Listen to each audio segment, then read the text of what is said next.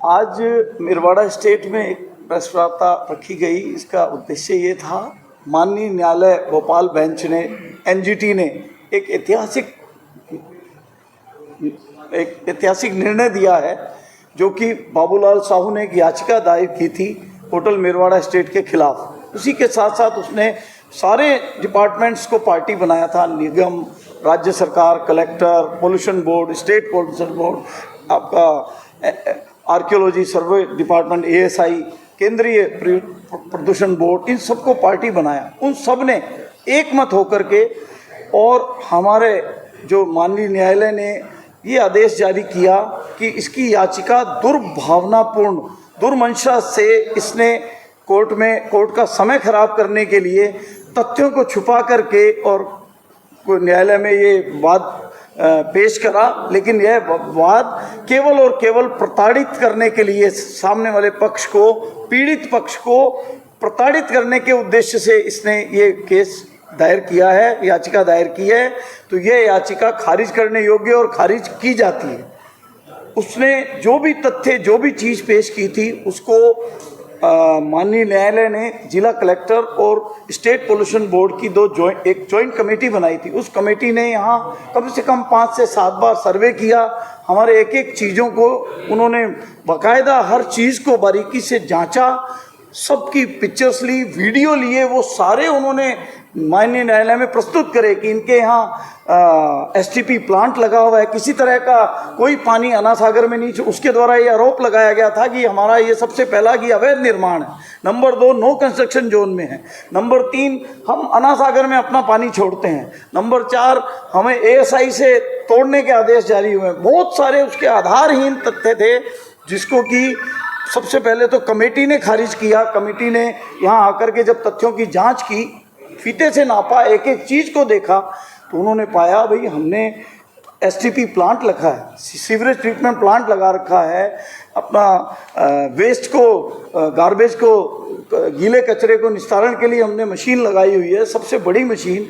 आज हर जो मापदंड हैं उनको हम पालन कर रहे हैं। उसके बावजूद उन्होंने इस तरह के जो आरोप आधारहीन, तथ्यहीन, ये मेरा कहना नहीं है, माननीय न्यायालय ने उसकी याचिका ना केवल खारिज की, बल्कि उसको फटकार लगाई कि आपने न्यायालय का समय खराब करने के लिए और पीड़ित पक्ष को, जो आपका पार्टी है होटल मिरवाड़ा स्टेट को प्रताड़ित करने के लिए केवल दुर्भावनापूर्ण आपने इस तरह का मुकदमा दायर किया है। इसलिए आपकी याचिका सुनने योग्य नहीं है, इसको खारिज की जाती है।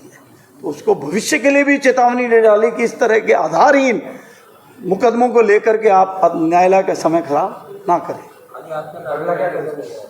अगला कदम सर, मैं आपसे जो उठा ऐसी जो आपके खिलाफ उन्होंने इस तरह का एक्शन, सर देखो, ये एक मैं नहीं जानता, अब जो भी है ठीक है। मैं आज जो बात करूँगा, केवल मेरे को जो ईश्वर ने न्याय मिला है मुझे, आप एक अजमेर की धरोहर को, जिसकी लोगों की ये मंशा थी भी ये टूट जाए, अवैध निर्माण है, कितना मीडिया ने कितना, सर मैं माफ़ी चाहता हूँ, लेकिन उस समय भी जो हमने पीड़ा झेली है, हमारे जितनी बुकिंग्स थी वो सब मेरे 50% बुकिंग पे लोग करवा ही नहीं रहे बुकिंग। क्या पता क्या होगा, ताला लगेगा। अब एनजीटी है जो 7 वंडर को तोड़ने का आदेश देती, तो हम तो बहुत किस खेत की मूली, हम छोटे से आदमी, हम तो कुछ भी कर सकती थी।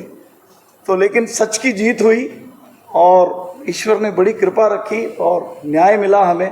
और सर आगे मैं मानहानि का दावा पेश करूंगा कि जो मुझे पीड़ा हुई, और इस चीज़ को, मेरी पीड़ा को माननीय न्यायालय ने देखा कि हाँ भी ये किस तरह से आरोप लगाए इसने।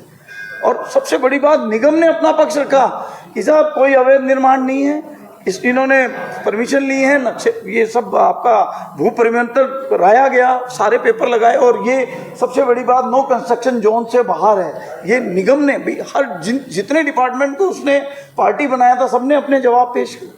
रेवेन्यू बोर्ड ने अपना करा, उसने अलग करा, सबने अपने अपने जवाब पेश करे। अरोड़ा जी, बाबूलाल साहू का खुला आरोप है कि आप लोगों की तरफ से जो दस्तावेज पेश किए हैं उनके अंदर भी कहीं ना कहीं कोई खामी है और वो गलत तरीके से बनाया गया है, ऐसा कुछ। सर ऐसा है, यदि वो होता तो माननीय न्यायालय, वो तो मैं तो क्या चीज़ हूँ सर, न्यायालय ने उसके चीज़ को पूरी तरह से सुना है, उसने जो समय मांगा दोबारा समय दिया गया, तो आज न्यायालय को उसको संतुष्ट करना है, मुझे नहीं करना है कि मैंने गलत तथ्य पेश करा तो ज्वाइंट कमेटी भी गलत रिपोर्ट देगी, अरोड़ा जी तो गलत दे देंगे।